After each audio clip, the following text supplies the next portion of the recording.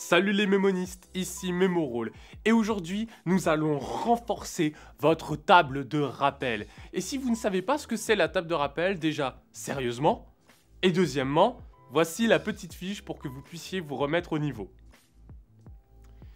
La table de rappel est sans doute l'une des techniques les plus puissantes diffusées sur la chaîne Mémoroll, mais on peut encore l'améliorer et la rendre encore plus puissante.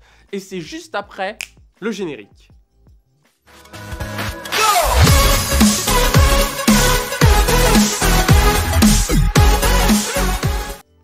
Aujourd'hui, ce ne sont pas les nombres qui vont nous poser problème, mais ce sont les lettres. Les lettres? Et c'est quoi le problème avec les lettres? Les lettres, c'est facile, c'est concret, on visualise, il n'y a pas de problème. Ah bon, c'est concret, il n'y a pas de problème. Ok. Bah oui, c'est concret, attends, si je te dis la lettre A, c'est facile à visualiser. Ouais. Le 67 aussi, c'est facile à visualiser. Et pourtant, va me trouver une image qui correspond au 67 sur ta table de rappel. C'est plus compliqué. Bah vas-y, fais pareil. Essaie de trouver une image pour le A. Une image concrète. Bah une image concrète pour le A, si, il y a les macarons de voiture, quoi. Les A pour les débutants. Ouais, oui, c'est vrai que c'est pas méga concret quand même. Et oui, les mots sont plus ou moins concrets, mais pas les lettres. Les lettres individuellement sont très abstraites. C'est pour ça qu'on les intègre dans des mots pour que ces lettres deviennent concrètes. Elles deviennent concrètes à travers les mots, mais individuellement, elles sont abstraites, comme les chiffres. Donc, tout comme les chiffres, on va les associer à des images. Imaginez que vous avez un mot de passe qui soit composé de lettres. Ça arrive très souvent. Donc pour le retenir, vous allez encore faire cette saleté de litanie. Alors, A, N, O... Non, pas... Non. O, H, ouais. V, W... Oh putain! Et voilà. Donc du coup, on va devoir créer une table de rappel spéciale lettres. Voilà, on va créer une table de rappel. Merci. Je t'en prie. Et oui, encore une fois, vous allez créer une table de rappel. Non mais attends. On a la table de rappel qui nous a pris un temps pas possible à créer pour les nombres. Et maintenant, il faut en créer une autre. Pour les lettres cette fois. Ce sera quoi la prochaine étape? Faudra créer une lampe, faudra créer une table de rappel pour les chiens. Faudra créer une table de rappel pour les plantes. Bon, alors déjà, il n'y a que 26 lettres dans l'alphabet. Donc déjà, ça fait pas 99 images. Rassurez-vous. Et en plus, vous allez voir que c'est beaucoup plus facile de construire une table de rappel à partir de lettres qu'à partir de nombres. Et en plus, là, vous êtes habitué à construire des tables. Vous êtes habitué à transformer les informations. Donc ce sera vraiment super rapide, c'est promis. Vous avez plusieurs façons de construire cette nouvelle table, mais on va commencer avec la méthode du flemmard. On va commencer en douceur. C'est quoi la première lettre de l'alphabet? Oh, je sais pas. Attends, oh bah c'est le A. Oh, c'était dur. Ok. Et c'est quoi le 1 dans la table de rappel? Pour moi, c'est quoi? C'est pas un 1, c'est ça? Genre Attila, Camelot, tout ce bordel. C'est quoi la 5e lettre de l'alphabet? A, B, C, D, E, c'est le E. C'est le E. C'est quoi le chiffre 5 dans ma table de rappel? Le 5, c'est juste... Ah oui, c'est un serpent. C'est un serpent. Vous commencez à comprendre? En fait, vous allez prendre les lettres dans l'ordre et en fonction de leur place dans l'alphabet, vous allez leur attribuer l'image de la table de rappel qui correspond au bon nombre. Je m'explique. Par exemple, le P, c'est la 16e lettre de l'alphabet. Donc vous allez chercher dans votre table de rappel l'image qui correspond au nombre 16. Pour moi, par exemple, c'est une voiture. Le nombre 16 est une voiture. Donc le P, étant donné que c'est la 16e lettre de l'alphabet, le P deviendra une voiture. En fonction de la place de la lettre dans l'alphabet, vous regardez sa position et ensuite, vous allez donner l'image, vous allez recycler l'image de votre table de rappel qui correspond au nombre. C'est pas plus compliqué que ça. L'avantage de cette méthode, c'est que vous n'avez pas besoin de construire une nouvelle table. Vous recyclez votre table de rappel. Vous n'avez rien besoin de trouver comme image, machin. Non, non, non. Si vous avez par exemple le B, vous savez que c'est la deuxième lettre de l'alphabet, donc vous regardez l'image qui correspond au 2 dans votre table de rappel. Normalement, ça doit être instantané, mais on va dire que vous regardez, vous voyez 2 et vous voyez, ah, le 2, c'est un D, par exemple. C'est un D. Donc le B deviendra un D. Après, il y a des inconvénients. L'inconvénient, c'est que déjà, il faut savoir quelle lettre est à quelle position. Parce que si vous êtes...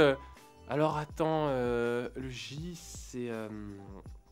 le J, c'est quoi? C'est la 6e ou la 7e lettre de l'alphabet? 1, 2, 3, 4, A, B, C, D, J. Ah, déjà là, vous allez perdre du temps. Et en plus, si jamais vous devez retenir une information où il y a des lettres et des chiffres et que c'est la même place, par exemple, admettons que vous avez B2 à retenir, on va dire que c'est un code, vous avez B2 à retenir, ça veut dire que vous avez 2 fois 2. Donc là, vous avez une image qui se dédouble, donc vous risquez d'avoir des confusions et de vous mélanger. Les avantages, c'est que c'est facile à apprendre et à recycler. L'inconvénient, c'est que vous risquez de vous en mêler. C'est à vos risques et périls. Sinon, vous avez d'autres méthodes. Vous avez par exemple la méthode du guerrier. Ou du constructeur, mais c'est un petit peu moins stylé, donc comme vous voulez. Vous allez essayer de construire votre table de rappel, un peu comme vous avez construit votre table de rappel pour les chiffres, en vous basant sur les lettres. Mais je vais vous donner des petites astuces pour construire plus facilement. Par exemple, admettons que vous avez la lettre E. Vous pouvez décider que le mot à construire ne commencera que par la lettre E. Ce sera plus facile et ce sera plus logique. Si vous voyez par exemple la lettre P, bon, vous saurez que vous devrez construire un mot à partir de P. Donc pour reprendre l'exemple du E, on peut dire que le mot qui sera associé à E, l'image qui sera associée à E, ce sera par exemple une échelle. Voilà, c'est simple. Mais on peut aller encore plus loin. On peut utiliser la rime en plus, comme dans la table de rappel. On peut utiliser la rime pour justement retrouver plus facilement le mot. Allez, je vais vous donner un petit exercice. Vous allez prendre la lettre P et vous allez vous fixer comme objectif de trouver une image qui commence par la lettre P et qui a le même son, la même rime que P. Allez, vous pouvez mettre la vidéo sur pause et essayer de trouver quelque chose.